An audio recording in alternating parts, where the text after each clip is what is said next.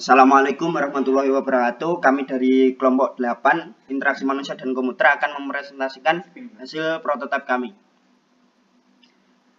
Yang beranggotakan yang pertama itu Kenang Banyu Ramadan dengan 3 digit terakhir 360, yang kedua Satria Arya Wiguna dengan 3 digit terakhir 361, dan yang terakhir Rahmadin Saputra 3 digit terakhir 364. Yang pertama ada deskripsi prototipe.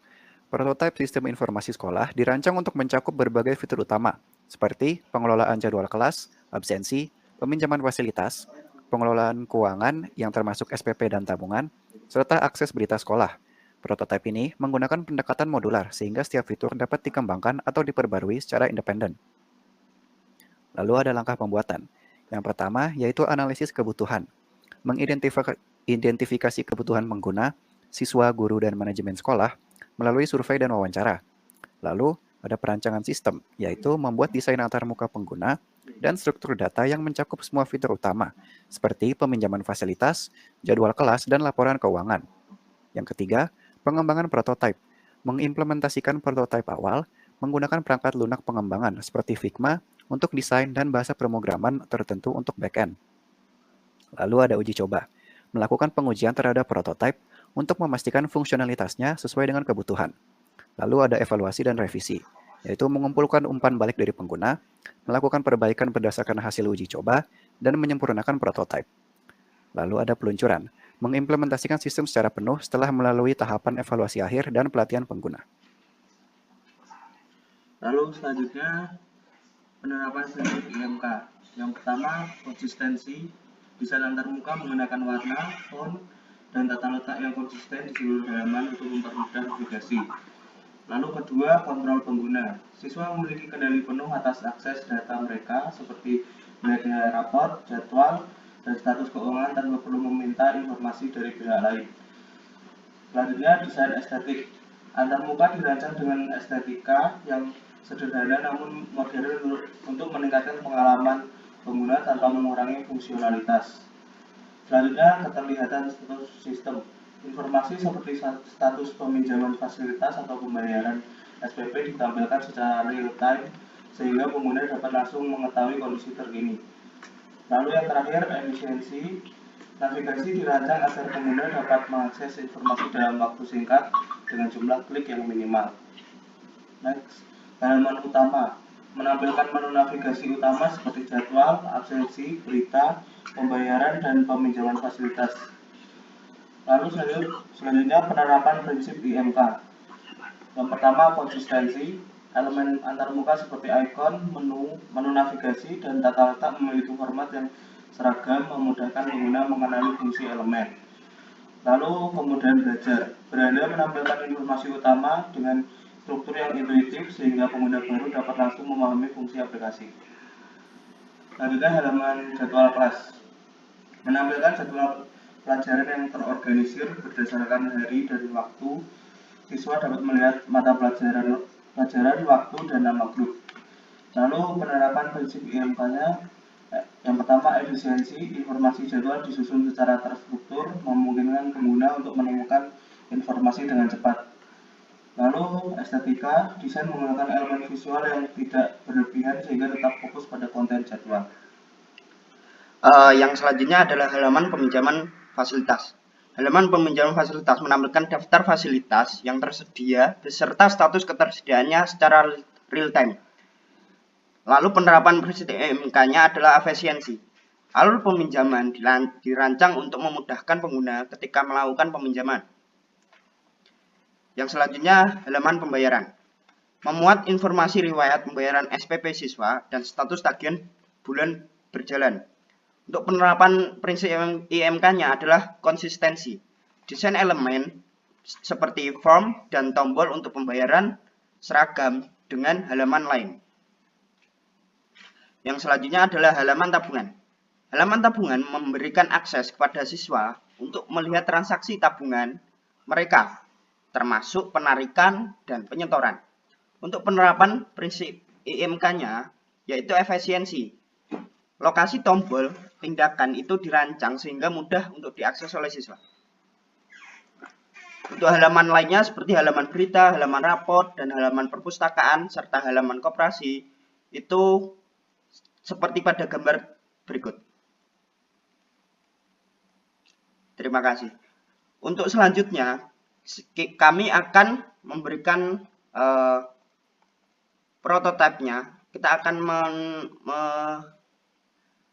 menguji prototip yang telah kita buat. Kita masuk ke halaman prototip kita. Sebentar, belum aku buka.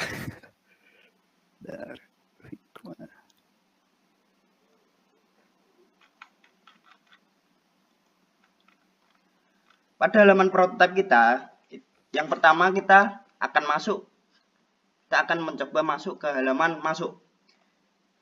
Pada halaman selamat datang atau halaman utama dari prototip kami menggunakan untuk memasukkan email dan password dari siswa tersebut yang sebelumnya sudah terdaftar. Ketika sudah memasukkan email dan password, ketika siswa mengklik masuk, maka akan diarahkan ke halaman utama dari prototip kita dengan beberapa fitur seperti jadwal kelas, absen kelas, berita sekolah, berita kelas, dan lain-lain. Di sini juga terdapat sebuah navigasi, navbar 3 garis, di mana ketika diklik itu akan memunculkan semua fitur yang ada berurutan ke bawah. Ketika mengklik dari luar kotak tersebut, maka akan kembali ke posisi semula. Sebagai contoh, kami akan mengklik jadwal kelas. Pada halaman jadwal kelas, seperti yang sudah kami jelaskan pada PowerPoint kami, di sini menampilkan seluruh jadwal mata pelajaran dari siswa tersebut. Ketika mengklik garis 3, maka akan memunculkan fitur-fitur yang ada lagi. Misal absen kelas, bisa dilihat. Terus berita sekolah, seperti ini juga bisa diklik, maka akan memunculkan berita-berita yang ada. Pada menu pembayaran juga bisa dilihat, ini pembayaran SPP itu akan memunculkan secara real time. Jika pembayaran tersebut sudah lunas, maka akan memiliki keterangan lunas, dan jika belum lunas, maka akan memiliki keterangan belum lunas. Pada halaman tabungan juga kurang lebih sama, akan menampilkan seluruh tabungan yang sudah siswa tersebut tabung.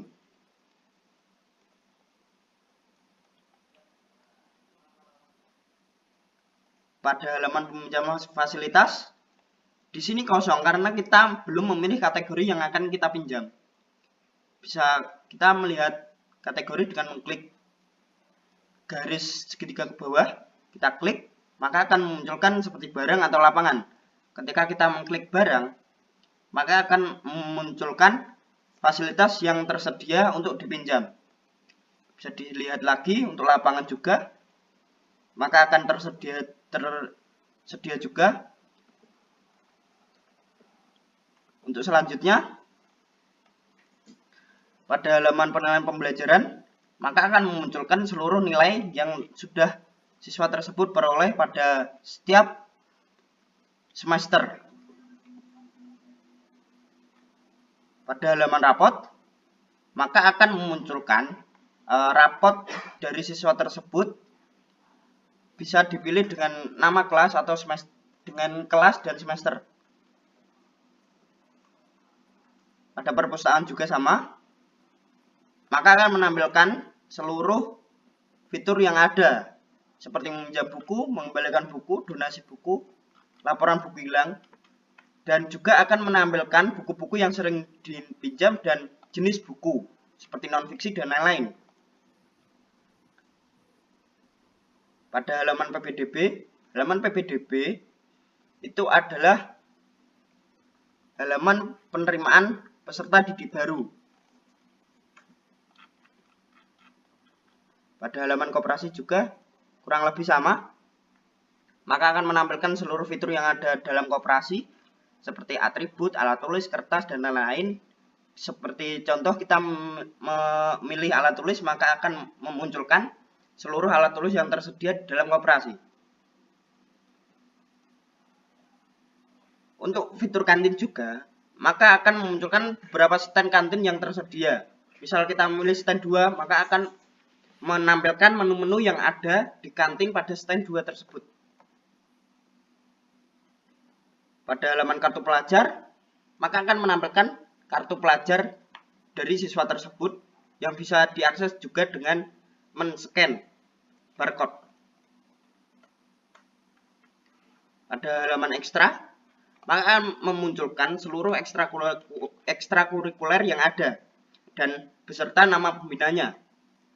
Dan juga dapat menampilkan ekstrakurikuler yang diambil oleh siswa tersebut. Seperti contoh ini, siswa tersebut memilih ekstra pramuka, maka akan memunculkan nama pembinanya dengan beserta juga dengan nilainya. Pada halaman scan QR, maka akan menampilkan fitur scan untuk melakukan pembayaran ataupun melakukan pemasukan.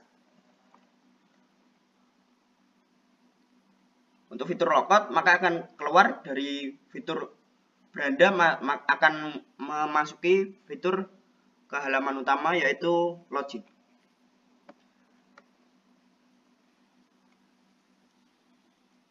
Cukup sekian dari kelompok kami. Jika ada kurang lebihnya, kami mohon maaf. Wassalamualaikum warahmatullahi wabarakatuh.